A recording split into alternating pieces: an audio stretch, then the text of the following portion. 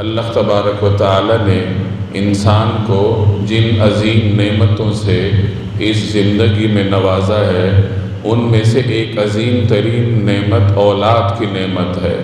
یہ ایک ایسی نعمت ہے جس کے حصول کے لیے انبیاء علیہم السلام نے بھی اللہ تبارک و تعالی کے سامنے دامن پھیلایا ہے۔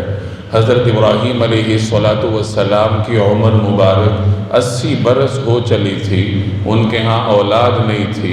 انہوں نے اللہ تبارک و تعالی سے دعا کی، رب ہب لی من الصالحین، اے پروردگار مجھے نیکوکاروں میں سے اولاد عطا فرما، یعنی مجھے نیک صالح اولاد عطا فرما۔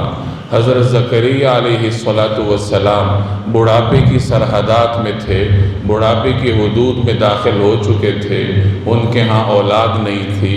قرآن کریم ان کی دعاؤں کو ذکر کرتا ہے، جس میں انہوں نے اللہ تبارک و تعالی سے دعا کی کہ حب لی من لدنک ولیہ۔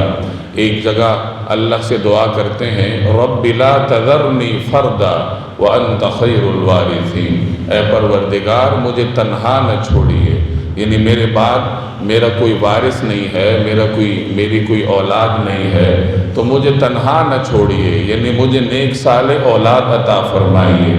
ایک جگہ دعا کی کہ حب لی من لدنک ولیہ، کہ اے پروردگار مجھے اپنے پاس سے کوئی وارث عطا فرمائیے، یرثنی و یرث من آل یعقوب، جو میرا بھی وارث بنے اور میرے آبا و اجداد یعنی آل یعقوب کا بھی وارث بنے، وجعلہ رب رضیہ، اور اے پروردگار اسے اپنا پسندیدہ بندہ بنائیے۔